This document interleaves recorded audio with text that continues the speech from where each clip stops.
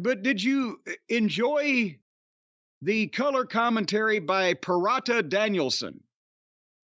No. I actually did not like his commentary. It was like Bruno Sammartino in the 80s. What'd you think of this, Bruno? Oh, he got them in a headlock, and then he's very tough. Like, there's nothing said. It's like a baby-faced Tony Schiavone. Nothing really is said. But, you know, What a babyface Tony Schiavone, like Tony Schiavone isn't a babyface. Well, you know what I mean? Just like another guy saying nothing. And I don't know, and then he gets like the voice just doesn't, I don't know. I didn't like Danielson on commentary. Well, but also we have been told he had a broken orbital socket, and there was rumors he was going to come back maybe and wear a mask as Undertaker has done, or as other people, the protective mask when you break your face. But he comes back wearing the fucking pirate eye patch.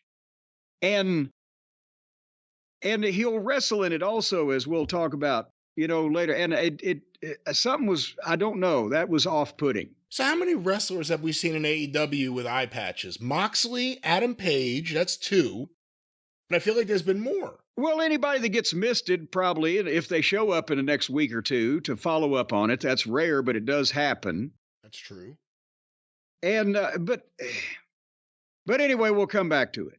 So the first match is a tournament match, and I've got to ask you, what the fuck with these graphics? And the blue division and the gold division and the graph that goes out and vertical and horizontal. We talked about it some on the drive-through, but looking at this, is anybody going to get this? Is anybody going to give a shit enough to try to pay attention to this? I understand it's the round robin type of tournament, the G1 in Japan, and Tony now he has I guess they're using a point system like they use in the football leagues over in the UK.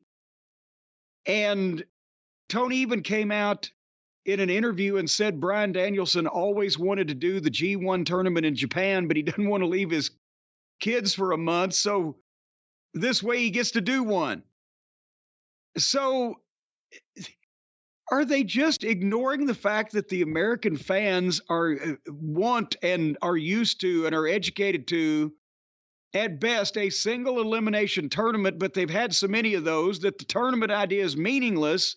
So now they're going to make the tournament idea more complicated that nobody's going to be able to follow these random fucking matches and remember who beat who except for this goddamn graphic that looks like a fucking Rubik's Cube that's unfinished on the fucking screen. Help me! There are fans that think if New Japan and All Japan at their peak were in English, that would have been enough to open the accessibility to the North American wrestling fan. But there are certain elements that work better for Japanese wrestling than they do for what is predominantly American wrestling. It's a reading culture. It's a culture that reads the newspaper.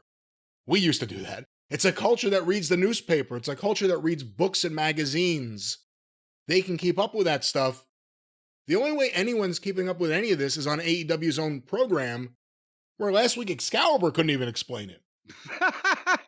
Yeah, he was groping for the phrase single elimination tournament, and I think he was like, he settled on, was it not something where you just get beat and go home or something like that? I mean, the other interesting thing is if it's an annual thing, that means every year they expect the end of November and December to be eaten up with this tournament.